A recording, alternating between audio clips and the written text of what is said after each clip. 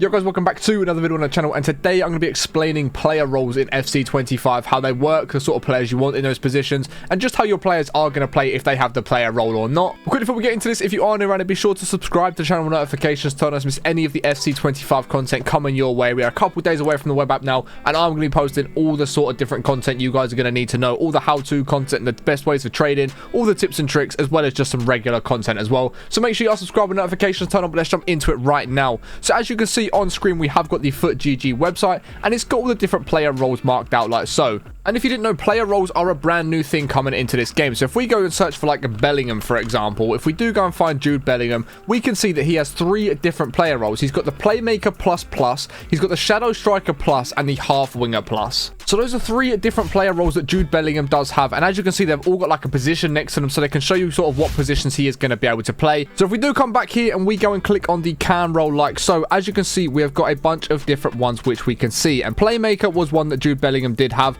as well as Shadow Striker and Half Winger. So Jude Bellingham, I believe, had all of these 3 different cam roles that he could possibly play, and obviously with him being a plus as a Playmaker, that's going to be the best option to have him there. That is the best role for Jude Bellingham, is having him at cam as a Playmaker. So if we do quickly pull up this tweet here by Foot Police Leaks, as you can see right here, you've got another example. Jude Bellingham is actually one of them. As you can see, Bellingham, Playmaker, plus, balance, cam. So once you have him there, you can choose between the different roles that you want him to have. You can pick about any of the 3. You guys can choose exactly what role your player has if they've got more than one role. So you would go and put Bellingham at cam and change him to the Playmaker plus role, and that is how you're going to have him play. And Foot Police actually do a really good job here of breaking down exactly how it works. So as you can see at the top here, if we do take a look at the picture on the left side, you'll see 5 squares. Middle one is the most intense green color. So as you can see all around Jude Bellingham right there, there is 5 different squares around Bellingham. So the middle one is the most intense green color, being that very central one. The left, right, and bottom are less intense than the middle, and the top one is the least intense, showing the striker role is where that cam role is going to be a lot less intense,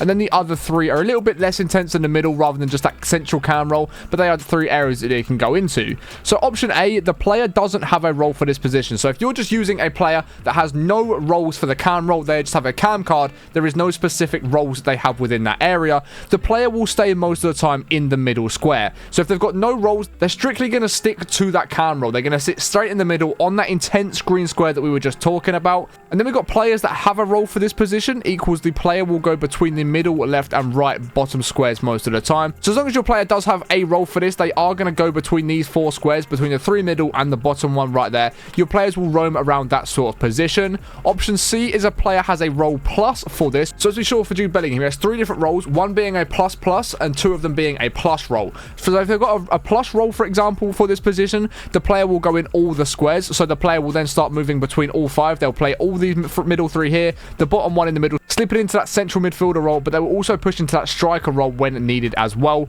And then option D, if a player has a role plus, then the player will go into all of the squares, but faster than the role plus would do it, and it will be harder to get marked by your opponent. So for Bellingham, for example, having him as a Playmaker plus means he's going to go in all 5 of them squares, from the top one slotting in with the strikers, the bottom one slotting in with the centre midfielders, and then playing that cam role the whole way across behind the strikers. He's going to go into all of those different positions and do it nice and quickly, making him very difficult to be marked. And this is where those plus roles are really going to make a big difference in this game. They really are going to have a massive impact, and probably a much bigger impact than you guys are expecting them to have. So obviously once you actually get into the game, you're going to find that a lot of the players you're using will probably have a bunch of different roles depending on the positions that they can play. Right backs, for example, are going to have the option to go forwards. As you can see, if you've got an attacking wing back with a plus role, your wing back, your right back or your left back will literally play the entire side of the pitch. They will bomb up and they will bomb all the way back down. Whereas if your player doesn't actually have the role for that, but you still set them as an attacking wing back, as you can see, they're going to spend most of their time in the top half of the pitch, which is obviously not what you want,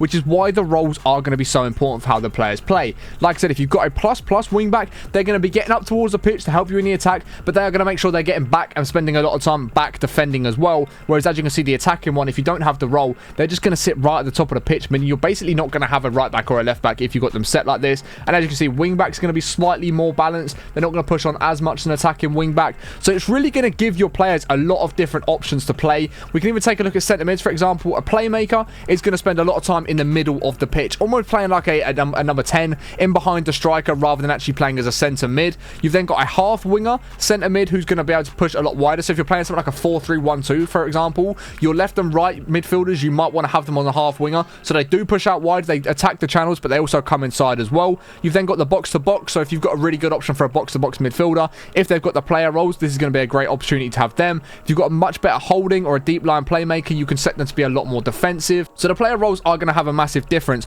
But this time around, guys, they're also available on goalkeepers. So as you can see here, the normal goalkeeper role is just going to be in the box, and they might slightly come out every now and then. However, they're not going to push out too far when you've got the ball. You know, if you're attacking your opponents, the goalkeepers are sort of going to stay in and around the box, not really push on too much. However, if you have a sweeper keeper, from what I've been told from players that have already managed to get access to the game and play the game, if you have a sweeper keeper with a plus role, your goalkeeper will be basically sat on the halfway line if you're attacking in their box. The goalkeeper will push out really high, and I'm interested to see how this actually does play out, because apparently it's not that easy to break down. You know, you can't just shoot from the halfway line because the goalkeeper's already retreated back, because of course we've got FC IQ coming into the game, which is basically EA's AI, which is going to make the players play a lot more realistic, play to their roles the way they should be doing. So sweeper keepers are going to push out of the box a lot more, and they're going to set themselves a lot higher. So if the ball does play out and it does break quite deep, your goalkeeper will pick up the pieces. Think of someone like Edison, for example, has the ball at his feet a lot of the time in the game, especially if the ball is higher up in the pitch. Let's say you've just taken a corner and your opponent clears it and it falls to your right back or your left back. Your goalkeeper is going to be in a great passing option because he's pushed out of the goal and he's ready to receive the ball to make you actually get the play going again,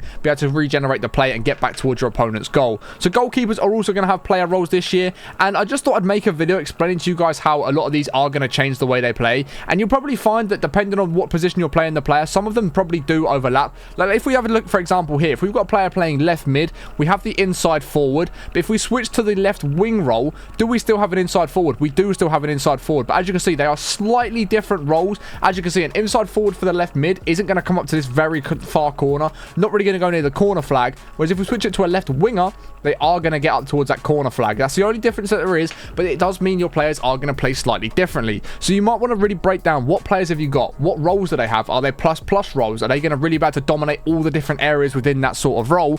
If they are, find a formation that's going to suit them better. You can go through these, you can work out where your players are going to play, and obviously like we saw from that Foot Police Leaks tweet that we did see, it also shows you in game when you're picking your player roles what sort of areas they will play in. And remember, if they don't have a role within that position, they are going to stick just to the highlighted, the bright green area. Obviously they will move slightly around, but it's not going to be crazy amounts. They'll spend the majority of the time in that really vibrant green color, and then if they do have a role, they'll start going to those darker areas, and then if they have a plus role, they will go into every single area, and then if they have a plus role, they will go into every single area, but a lot faster than what the player plus role would have done before. So it's going to be difficult to get used to. It might take you a bit of time to get your head around it, work out exactly how it's going to work, and I'm sure throughout this entire time we are going to be experimenting a lot. I know I'm going to be doing it, and once I do suss it out, I might find it to be much easier and actually make good sense of how this works in game with easy ways of working out what players are going to do what. I'll of course make an updated video because of course I don't have access to the game. I can't try the players out in game. I can't try this out in game as of right now because of course the game isn't live